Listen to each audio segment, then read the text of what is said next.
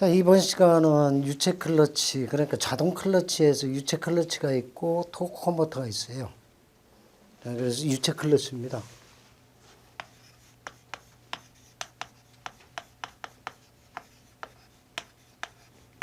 자, 클러치 작용 자체가 클러치 작용을 오일을 이용하는 거죠. 오일을 이용해서 해주는 클러치. 여러분들이 얘기하시는 노크러치입니다. 노 클러치 그러면 클러치가 없다라는 뜻인데 실제 없는 것은 클러치가 없는 것이 아니고 클러치는 있어요. 클러치는 있고 페달이 없습니다. 그러니까 유체 클러치를 사용하는 차량은 자동 변속기 차량이다. 차량 또는 장비를 뜻한다. 그러니까 오토매틱이라고 그러죠. 자동 변속기 차. 자, 그래서 실제 페달만 없을 뿐이지 클러치가 없는 것은 아니다라고 얘기 드렸어요. 유체 클러치는 오일을 이용한 겁니다. 유체의 원심력을 이용하여 동력을 전달하는 것이다 그랬죠. 엔진과 변속기 사이에 기계적인 연결이 없기 때문에 진동에 의한 충격 등 엔진에 전달하지 않는 구조로 간단하고 마멸되는 부분이 적다 그랬어요.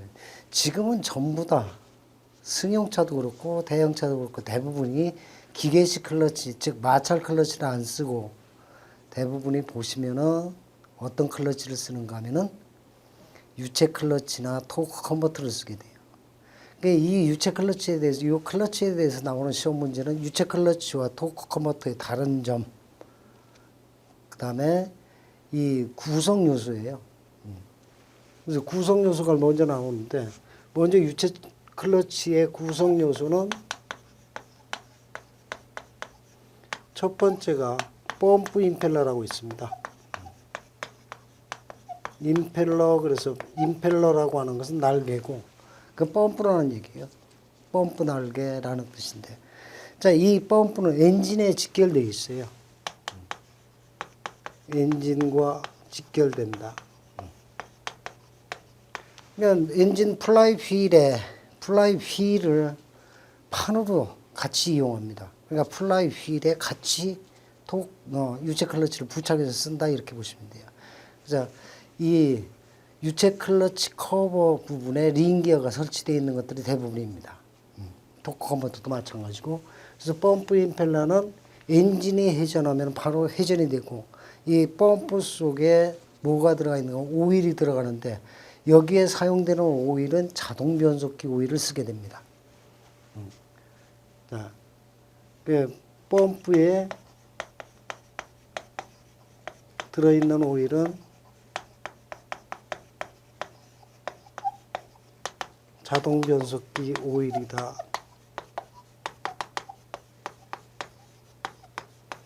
그래서 이 토크 컨버터 또는 유체 클러치의 오일 점검 사항은 없어요. 변속기 오일 점검에서 같이 합니다. 얘기 잘 들으세요. 유체 클러치나 토크 컨버터의 오일량 점검이라는 것은 없다. 왜? 변속기에서 하기 때문에.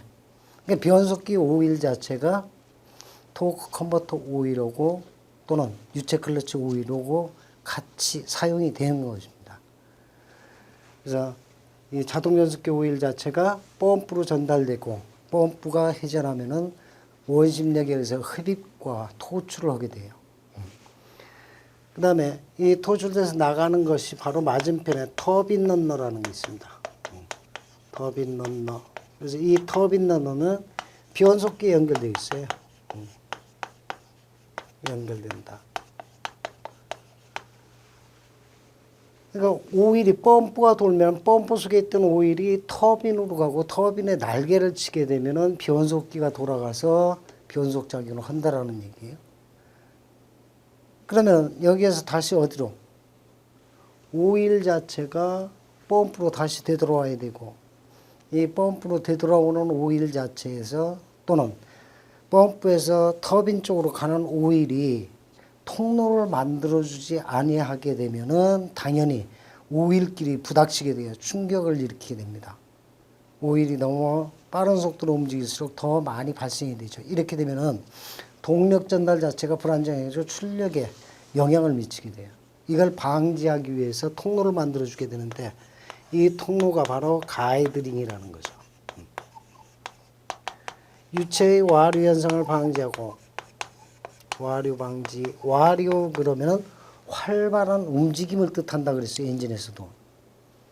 유체가 많이 움직이는 것, 유체의 와류를 감소시키죠. 방지하고. 특히 유체의 충돌을 방지해요. 충돌을 방지하기 위해서 바로 이렇게 구성이 됐다. 그럼 제일 간단하게 이게 무슨 얘기인지를 여러분들이 궁금하죠. 그러니까 선풍기 두 대를 같이 봅시다. 네, 선풍기 두 대를 이렇게 같이 놔둬요. 이렇게 놓고 선풍기를 요 선풍기 자체를 전원에 연결합니다. 전원에 연결하면 얘가 회전이 되면서 바람이 이렇게 나가죠. 나가고 맞은편에 선풍기 하나를 그대로 세워만 놔두면은 여기에서 이동된 바람이 얘를 돌려서 돌리게 돼 있어요. 여기까지는 이해가 되시죠? 그러니까 얘는 전원을 연결한 것이 바로 펌프라고 보시면 돼요. 펌프 임펠러하고 맞은편은 터빈입니다. 그러니까 엔진이 전원이에요. 엔진이 돌면은 얘가 돌고 얘가 돌면은 여기에서 뭐가 공기가 나오죠. 이 공기 자체가 맞은편에 있는 터빈 날개를 치게 되면은 얘는 똑같이 돌아간다. 이 원리예요. 원리가. 그럼 가이드링이라는 건 뭐냐? 얘가 돌다 보면 여러분들 선풍기를 틀어놓게 보면 이렇게 밖으로 새는 공기들이 있어요. 또 여기서 나오면서 서로 공기들끼리 부닥치게 되죠. 이걸 피하기 위해서 여기 케이스를 이렇게 밀폐시켜 놓는다라고 보시면 돼요. 케이스로 통로를 막아놓게 되면 전체 공기량이 반대편으로 전달이 되겠죠. 이렇게 해주는 게 바로 펌프, 터빈, 가이드링이다. 그래서 이 구성 요소예요. 유체 클러치의 구성은 펌프 임펠러가 있고 터빈 런너가 있고 가이드링이 있다. 가이드링은 유체 충돌을 방지한다. 이렇게 알고 계시면 돼요. 그 다음에 이제 두 번째가 얘를 좀 개량해 놓은 것이 요즘에 쓰는 토크 컨버터입니다. 그럼 이 토크 컨버터는 어떤 거냐? 토크 컨버터. 지금 여러분들 시험 문제는 전부 토크 컨버터가 나와요. 토크 컨버터. 토크는 회전력이죠. 자, 이 토크라고 하는 것은 회전력이고, 다음에 컨버터라는 것은 변환기라는 얘기죠. 변환기. 힘의 변화를 일으키는 클러치다. 토크 변환기를 현재 사용한다. 현재 유체 클러치에 유체 클러치로 사용한다. 사용한다. 그럼 얘도 이제 구성 요소가 나오죠. 서로 다른 구성 요소가 나와요. 구성 요소가 나오는데 이 구성 요소로 보면은 1번, 2번, 3번은 유체 클러치하고 동일해요. 동일하다. 그러니까 세 가지가 다 있는 거야. 다 있대. 하나를 더 설치를 합니다. 하나를 설치하는데 네 번째 설치하는 게 뭐냐? 자, 여기에서는 스테이터라는 걸 하나 더 둬요. 스테이터. 얘는 유체 흐름 방향을 바꿔요. 흐름 방향을 바꾼다. 그러니까 터빈을 떠나서 펌프로 가는 오일을 다시 터빈으로 되돌려 보내는 거예요. 터빈을 떠난 오일이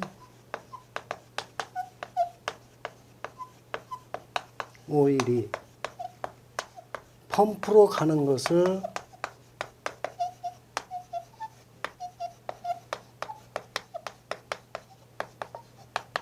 되돌려서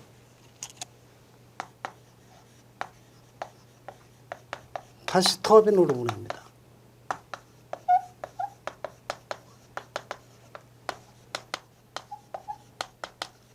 그러니까 펌프에서 터빈에서 펌프로 가야 될 오일이 터빈을 떠나서 다시 터빈으로 온다 이런 얘기예요. 그러면은 여러분들이 이해를 할 수 있게 하기 위해서 제가 물레방아 얘기 좀 할게요. 물레방아는 여러분들 다 아실 거예요. 물에 의해서 방아를 찢는 기구인데 이렇게 물 내려오는 통로를 하나 만들어주고 그다음에 여기에 날개를 다른 동그란 통이 있죠. 물이 떨어지면 그 떨어지는 압력에 의해서 물레방아가 돌아가요. 돌아가는데 자 이렇게 해서 물을 떨어뜨린다. 떨어뜨리면 물이 딱 튀어서 다시 이렇게 올라갑니다.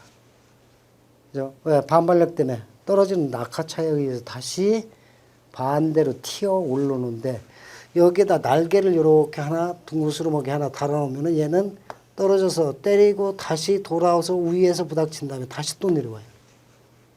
이런 현상을 만들어주는데 이렇게 중간에 있는 얘가 스테이터라는 거. 이렇게 되니까 회전력이 변화가 생겨요. 자, 그러면 유체 클러치는 회전력 변화가 얼마냐? 이 유체 클러치의 회전력 변화는 기껏 해봐야 최대로 해서 슬립률이 없다고 쳐도 1대1밖에 안 됩니다. 1대1이다. 엔진이 돌아가는 속도보다 높아질 수가 없다라는 얘기죠. 그러니까 엔진보다 슬립률이 보통 2 내지 3%이기 때문에 그 정도 떨어진 상태에서 동력이 전달된다 이렇게 보시면 되고 다음에 이 유체 클러치를 개량하는 토크 컨버터 같은 경우는 회전력 변환이 얼마가 일어나냐 회전력 변환이 얘가 2번을 칠 거냐 3번을 칠 거냐에 따라 틀려져요. 2 내지 3대 1이다. 자 그럼 구조상 다른 것은 요 날개 모양이 달라요. 유체 클러치는 와류형으로 되어 있습니다. 유체 클러치는 방사형이에요. 유체 클러치는 이렇게 직선으로 날개가 만들어진 대신 토크 컨버터는 날개 모양이 와류형입니다. 이렇게 해서 곡선을 가지고 있어요. 이렇게. 펌프와 터빈의 날개 모양이 얘는 유체 클러치고 얘는 토크 컨버터다. 그래서 여러분들 시험에 나오는 건 다른 거 아니에요. 구성 요소가 나오는 거예요. 구성 요소가. 그러니까 유체 클러치의 구성 요소에다가 스테이터 하나를 더 두어서 회전력을 더욱 크게 만든 것이 바로 토크 컨버터라고 하는 요즘에 쓰는 유체 클러치다. 이해가 됐죠? 그러니까 이것만 알았으면 돼요. 가이드링이 하는 일, 그 다음에 스테이터가 하는 일, 그 다음에 회전력 변환이 어떤 거냐. 유체 클러치는 1대1이고, 그 다음에 토크 컨버터는 2 내지 3대1이다. 자, 그 다음에 펌프는 어디에 연결되어 있다? 엔진에 연결되어 있고, 맞은편에 있는 터빈은 변속기에 연결되어 있다. 그래서 이 속에 오일이 아까 공기가 이동한다고 그래서 선풍기에서는 공기가 이동되는데 그 공기 대신에 오일을 집어넣어 주게 되는데 이 오일은 운동을 전달하는 매체로 되기 때문에 점도가 커서는 안 된다. 여러분들 교재 자체에 보면 2상, 3상 이렇게 나오는데 그거는 중요치가 않습니다. 여러분들이 아셔야 될 것은 펌프, 터빈, 가이드링, 스테이터, 회전력 변환. 이것만 정확히 하시면 돼요. 정비사들 같은 경우는 스톨 시험까지 해야 되기 때문에 자동 변속기에 스톨 시험까지 해야 되기 때문에 어려움이 있지만은 여러분들은 그게 필요 없어요. 그럼 유체 클러치에 사용되는 오일 자체가 어떤 건가? 유체 클러치 오일에 구비 조건이 있을 겁니다. 여러분들도 어떻게 교재에 보시면. 첫째, 다른 것은 점도가 높아야 됩니다. 그랬는데 유압류라고 하는 거하고 자동 변속기 오일 자체는 점도가 낮아야 됩니다.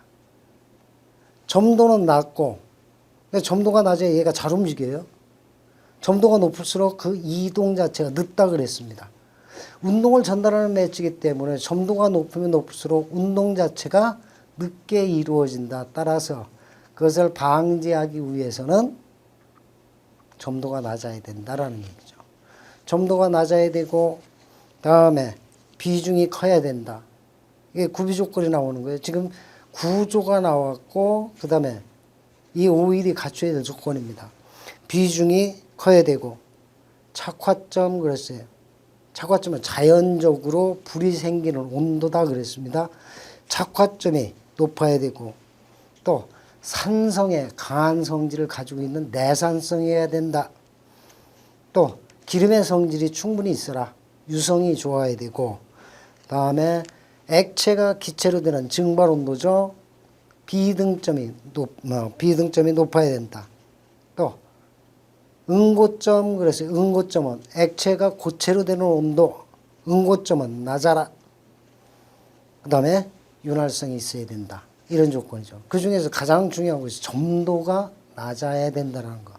그럼 점도만 낮으면 되느냐? 점도 지수는 높아야 됩니다. 참고적으로 여러분들이 거기에서 지금 하나가 빠졌는데 바로 점도 지수는 높아야 된다라고 하나를 첨부시켜 놓는데요. 네.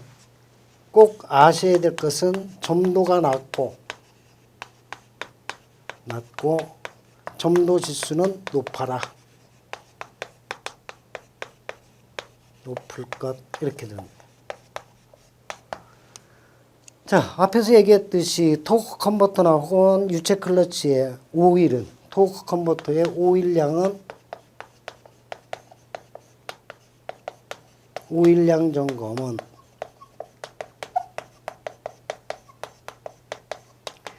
자동 변속기 오일로 대체가 된다고 그랬어요.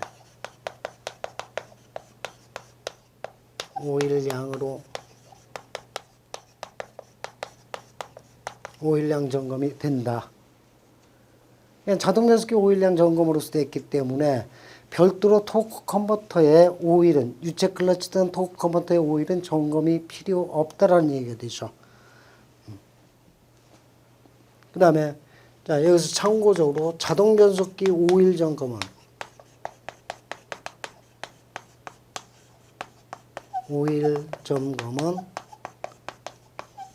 운전되는 상태에서 합니다. 즉 엔진이 시동 걸린 상태에서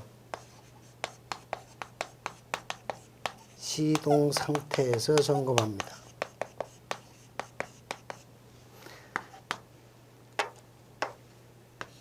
다른 것은 전부 엔진 정지 상태에서 점검이 되지만 자동 변속기 오일만큼은 시동을 걸어놓고 점검한다.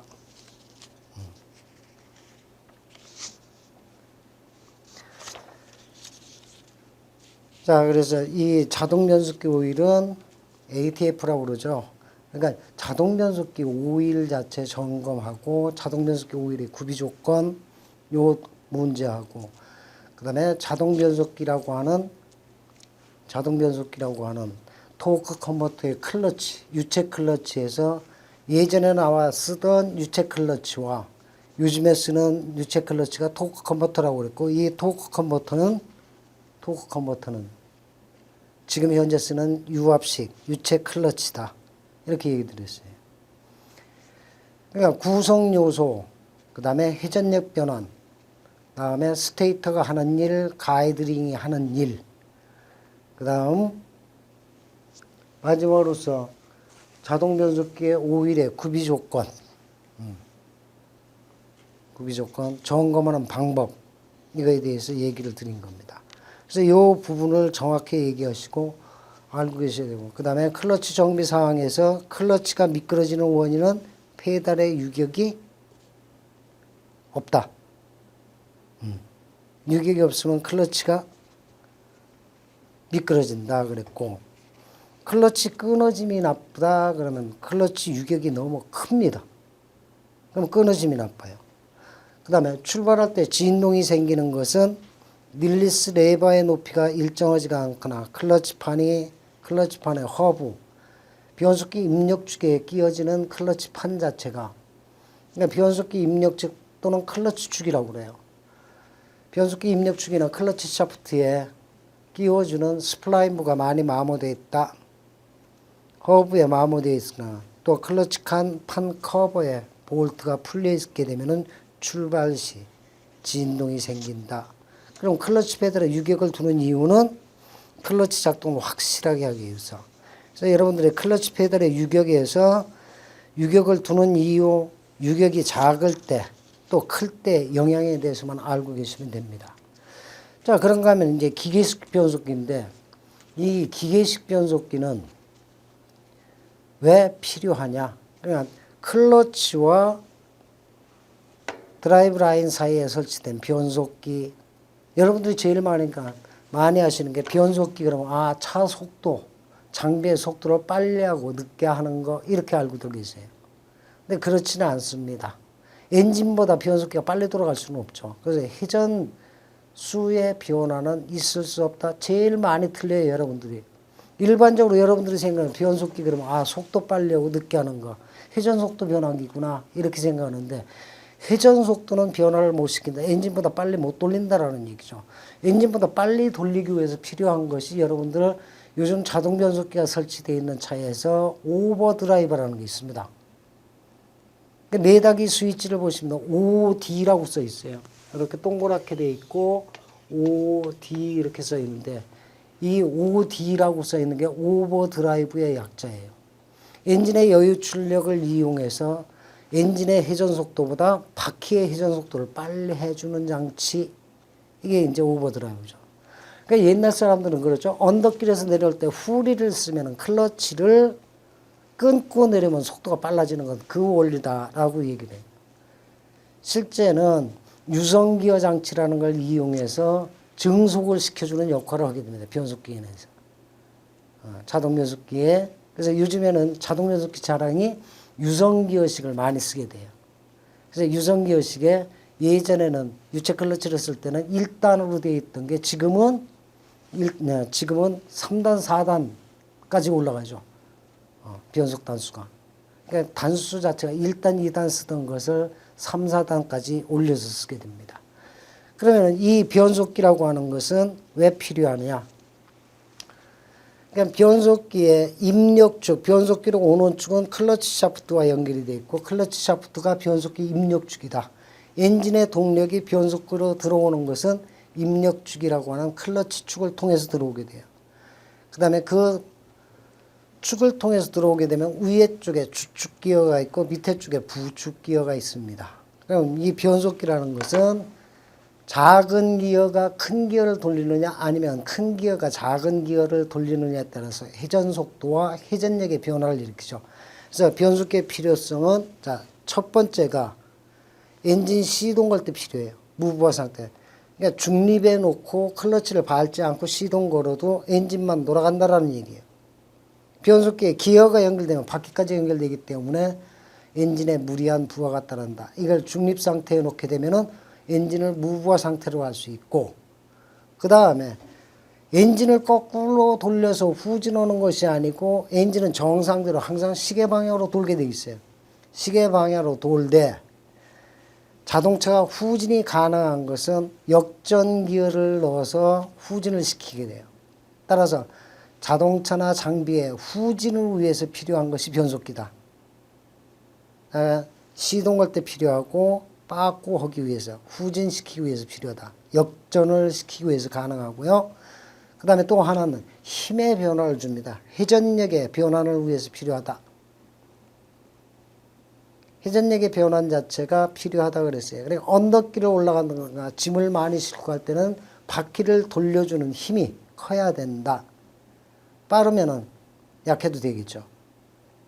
그러니까 힘의 변환을 주기 위해서, 회전력 변환을 위해서 필요하다. 그래서 변속기에서 여러분들 제일 많이 틀리는 부분이 다음 중 변속기가 하는 일이 아닌 것은 그러면 회전력 변환에 답을 딱 체크를 해요. 그러니까 회전력 변환은 변속기가 하는 일이고 회전수의 변환은 할 수 없다. 이해가 되셨죠? 그러니까 회전수는 못 바꿔요. 엔진보다 더 빨리는 못 돌아간다. 이런 얘기야. 그래서 필요성이 제일 많이 틀리는 부분 중에 회전력과 회전수 관계를 정확하게 하셔야 돼요. 힘의 변화를 가능하게 한다. 그러니까 작은 기어가 큰 기어를 돌리면 출력이, 작은 기어가 큰 기어를 돌리면 속도는 늦지만 힘은 커져요. 반대로 큰 기어가 작은 기어를 돌리면 속도는 빨라지지만 힘은 떨어진다. 이렇게 보시면 됩니다. 그게 바로 변속기가 하는 일이에요. 자, 그래서 이 변속기의 필요성에 대해서 꼭 알고 계셔야 되고, 변속기가 요구하는 성질은 어떤 게 있는가 하면 변속을 할 때 단계 없이 이루어져라. 빨리 달리는 게 운전 잘하는 게 아니에요. 변속을 시켰을 때 변속을 하고 나서 승차자가 즉 승객이라든가 사람들이 지금 변속을 했다. 어떤 사람은 운전 잘한다고 하는데 변속할 때마다 덜컹거리는 게 있어요. 이렇게 변속을 하면서 덜컹거려서는 안 되고 단계가 없이 연속적으로 변속이 이루어져야 된다는 거예요. 그러니까 승객이나 혹은 다른 물질의 충격이라든가 진동 같은 게 발생돼서는 안 되고 변속하기가 쉬워야 됩니다. 조작이 쉽고 또 신속하고 정확하게 이루어져야 돼요. 또 그런가 하면 소형이며 고장이 작고 다루기가 쉬워라. 자, 그래서 변속기의 필요성하고 요구 조건을 꼭 알고 계셔야 돼요. 변속기에서는. 기계식에서. 그러니까 변속기는 점진기어식이 있다 그러는데 점진기어식이 어떻게 쓰느냐? 불도저하고 오토바이에 써요. 여러분들이 보시면 오토바이는 1단, 2단, 3단, 4단 이렇게 올라가요. 내려올 때도 4, 3, 2, 1로 내려옵니다. 근데 자동차는 기어 변속을 할 때 속도가 빠르면 2단 빼먹고 3단으로 올라갈 수도 있고 그 다음에 내려올 때는 5단으로 가다가 브레이크를 꾹 밟고 누르면 2단까지도 떨어뜨리게 됩니다. 그러니까 단계 없이 변속 조작이 가능한 것과 단계적으로 1단부터 5단까지 5단에서 다시 1단으로 단계적으로 올라가고 내려와야 되는 것이 바로 점진기어식이라는 거예요. 점차 변화되는 변속기다라는 거죠. 그래서 점진기어식은 운전 중 일속에서 직접 톱기어로 변속할 수 없으며 이렇게 됐어요. 그 종류만 아시면 돼요. 어떻게 작동되는가는 필요 없어요. 근데 중장비는 점진기어식이 불도저에 쓰입니다. 그 다음에 선택기어식은 기어 자체가 미끄럼 타는 축에서 기어 자체를 움직이는 섭동기어식이 있고 그 다음에 평상시에는 같이 기어가 물려있고 거기에 클러치를 사용하는데 이 기계 클러치를 사용하는 도그 클러치 방식과 그 다음에 싱크로매식 기구를 사용하는 방식이 있어요. 상시물림식은 도그 클러치라는 걸 클러치를 써요. 도그 클러치는 도그 그러면 개 아닙니까? 이렇게 울퉁불퉁 요철로 되어 있는 클러치를 서로 치압을 시켜서 변속을 해주는 것은 상시. 그 다음에 이런 도그 클러치가 없이 싱크로매식 기구를 사용하는 변속기는 동기물림식입니다. 동기물림식은 움직이는 상태에서도 기어가 잘 안 물리고 소음이 발생되는 현상을 방지하고 기어 물림 자체를 원활하게 해주는 거. 그 다음에 유성기어식이 있게 되는데 유성기어식은 자동 변속기에 씁니다. 그 중에서 유성기어식에서 보시면 유성기어 자체의 구성 요소를 알고 계시면 되는데 자, 이렇게 큰 기어가 있어요. 이 기어 자체를 링기어라고 그래요. 링기어. 다음에 가운데 선기어가 있습니다. 다음에 이 선기어를 중심으로 이렇게 세 개의 기어가 주위에 설치되는데 얘를 유성기어라고 그래요. 유성기어. 유성기어와 유성기어를 세 개를 같이 잡죠. 얘를 유성기어 캐리어 그럽니다. 유성기어고. 얘가 요 기어를 돌리는 것보다 요 세 개가 얘를 돌리면 얘가 돌리는 것보다 더 빠른 속도로 외부 쪽에 돌아갈 수 있다. 그 다음에 어느 것을 고정시키는가에 따라서 감속과 증속이 돼요. 이빨수에 따라서 달라집니다. 정비사들은 그 이빨수에 따라서 감속과 가속을 계산해야 되지만 여러분들은 단지 알고 있어야 될 게 유성기어라고 하는 것은 유성기어, 선기어, 유성기어 캐리어, 링기어로 구성되어 있다. 이것만 아시면 돼. 구성 요소만. 아셨죠? 그러니까 여러분들은 요 요소만 하면 유성기어의 구성 요소는 링기어, 선기어, 유성기어 캐리어 이렇게 구성된다.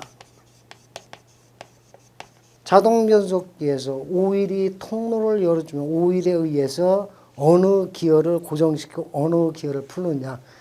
그래서 후진과 1단을 작동시키는 클러치가 있고 브레이크가 있습니다.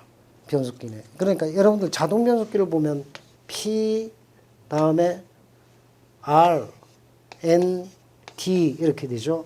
P는 파킹을 뜻하게 해요. 파킹을 타는데 이 파킹의 위치에 있으면은 경사진 곳에 장비를 세우든가 차를 세워도 차가 미끄러지질 않아요. 움직이질 않는다. 즉 변속기 내에 클러치하고 브레이크 시스템이 있게 되는데 이것이 기어를 물고 가만히 있습니다. 파킹에 가면. 그래서 안 움직이는 거야. 거기에다가 여러분들이 사이드 브레이크죠. 사이드 브레이크를 같이 잡아놔줌으로써 언덕길 같은 곳에서 흘러내리지 않도록 합니다. 그래서 이렇게 구성 요소만 아시고 이 변속기에서 여러분들 시험 문제 나오는 것은 뭔가 하면은 어려운 게 아니에요. 변속기에는 자동 안전장치가 있습니다. 자동 안전장치는 그 자동 안전장치 2개가 나와요. 자, 기어를 내가 변속기에서 집어넣었어. 집어넣고 왕 밟고 가는데 기어가 턱 빠지면 안 되겠죠. 그래서 기어 빠지는 것을 방지하는 게 뭐냐? 이거 하고 또 하나의 기어가 2단 들어갔는데 기어를 어떻게 움직이다 보니까 3단하고 같이 들어간다? 그럼 기어가 엉켜버리죠. 이걸 방지하는 장치가 있어. 그러니까 2가지가 시험 문제예요. 그러니까 이중물림 장치가 있어요. 기어의 이중물림 장치와 기어 빠짐을 방지하는 거. 이중물림을 방지하고 그다음에 기어의 빠짐을 방지하는 게 있습니다. 이런 장치가 있게 되는데 얘들 이름을 묻거든요. 이중은 자 이중으로 기어가 물리는 건 인터록 장치라는 거예요. 하나가 기어가 들어가 있으면 그 기어를 잡고 있는 것에 의해서 다른 기어를 못 움직이게 합니다. 이렇게 되어 있고 그 다음에 기어 빠지는 것은 로킹볼 장치예요. 로킹볼 장치가 있다. 요걸 알아두시고 기어에서 변속기에서 기어에서 소음 발생 시 점검은 오일 양을 가장 먼저 점검합니다. 오일이 없으면은 소음이 나죠. 그럼 이 변속기에 사용되는 오일은 기어 오일을 씁니다. 기계식은 기어 오일이 사용이 된다. 이 기어 오일 자체를 점검해서 기어 오일이 있나 없나를 가장 먼저 점검하고 그 다음에 기어의 물림 상태, 그 다음에 기어의 마모 상태에 따라서 소음 발생 유무가 결정이 된다. 이렇게 보시면 돼요. 그래서 이렇게 수동 변속기, 자동 변속기까지 얘기를 드렸어요. 시험 문제에 나오는 것만 간단하게 얘기 드려보니까 굉장히 간단하죠. 변속기의 필요성, 변속기의 요구 조건, 변속기의 종류, 다음에 변속기의 자동 안전장치, 로킹볼과 인터록 장치, 그 다음에 변속기의 소음이 나는 원인에 대해서 꼭 알고 계시면 됩니다. 그 다음에 토크 컨버터에서는 자동 변속기 오일을 쓸 때 이 오일의 구비 조건하고 구성 요소를 얘기했어요. 펌프, 터빈, 스테이터, 가이드링. 이것의 각각의 기능과 연결이 어느 부위에 되어 있는 것만 알고 계시면 됩니다. 자, 이번 시간 여기까지 오고 잠시 휴식을 취합니다.